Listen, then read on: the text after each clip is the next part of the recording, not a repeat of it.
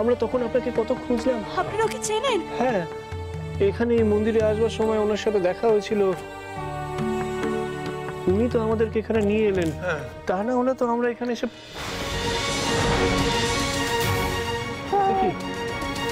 কি মা কোথায় গেলেন? হ্যাঁ,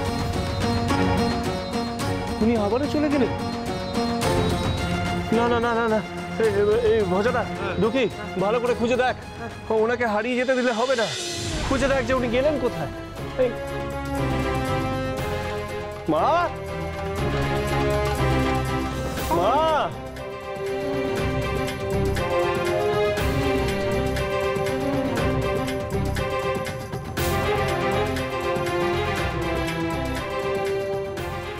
এই তো পূজারী মশাই, আপনি কোনো মেয়েকে মন্দিরের ভেতরে ঢুকতে দেখেছেন? কই না তো।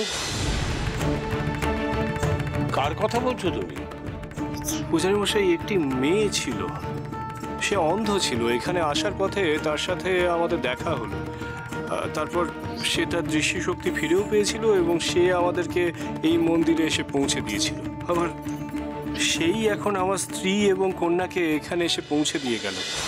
আবার সে একইভাবে উধাও হয়ে গেল। ও, তার মানে তোমার স্ত্রী কন্যাকে তুমি ফিরে পেয়েছো? হ্যাঁ হ্যাঁ, এই তো, এই হলো আমার কন্যা পরমেশ্বরী, আর উনি আমার স্ত্রী সর্বাণী। আমি শুনলাম যে ওনারা নাকি খুব অদ্ভুতভাবে বিপদের হাত থেকে রক্ষা পেয়েছেন। তারপর সেই মাই নাকি ওনাদের পথ দেখিয়ে এই মন্দিরে নিয়ে আসেন। ওই একই মেয়ে। আমার যে কিছুতেই মাথায় ঢুকছে না পূজারী মশাই, এ কি করে সম্ভব? সবই মায়ের লীলা রামপ্রসাদ। যাকে তোমরা দেখেছো, যে তোমার স্ত্রী কন্যাকে পৌঁছে দিয়েছে, তারা একই রূপে দুজন, মা তারা আর মা তারিণী। তোমরা মায়ের কৃপা পেয়েছো রামপ্রসাদ। তোমার মেয়ের দিকে দেখো।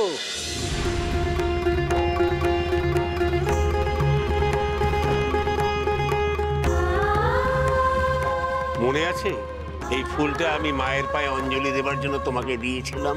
সেই ফুলই এখন তোমার কন্যার হাতে। তার মানে মা তোমার পুজো গ্রহণ করেছেন। এই হচ্ছে তারাতারিণী মায়েদের মহানুভবতা।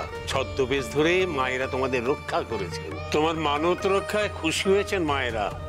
জয় মা তারাতারিণী, জয় মা তারাতারিণী। আমার ভারী অদ্ভুত লাগছে পূজারী মশাই। মায়েদের কৃপার কথা ভেবে আমি বড় আশ্চর্য হচ্ছি। মায়েদের বিষয়ে আমি আগে কখনো শুনিনি বা কোনো পুঁথিতেও পড়িনি। তবে সে কাহিনী জানবার বড় ইচ্ছা হচ্ছে আমার। তুমি জানতে চাও মায়েদের কথা?